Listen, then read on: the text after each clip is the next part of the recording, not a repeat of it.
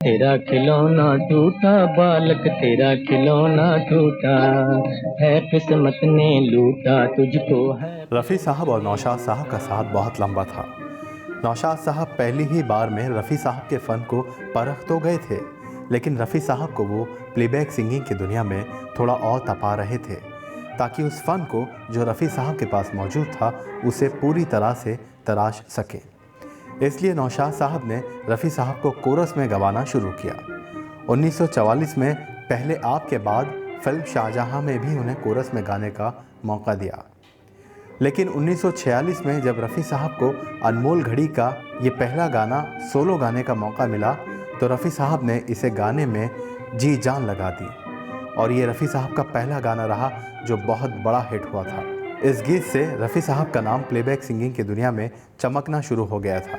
अनमोल घड़ी के इस गाने को सुनिए, इतने खूबसूरत अंदाज में रफ़ी साहब ने इसे गाया था कि उनकी आवाज़ सबके दिलों में उतर गई थी। टूटा तेरा खिलौना टूटा बालक, तेरा खिलौना टूटा।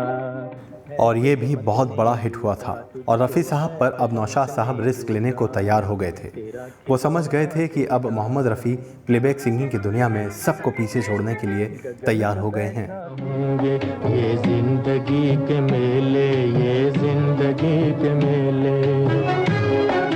1949 में नौशाद साहब ने फिल्म दिल लगी और दुलारी में रफ़ी साहब को पूरी तरह से लॉन्च किया और इस फिल्म के गीतों ने हिंदुस्तान भर में धूम मचा दी थी।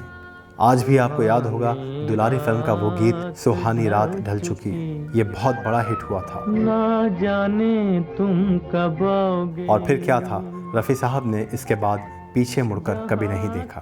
तेरा खिलौना टूटा, गगन पे बैठा खेल निराले, खेले खेलनहार।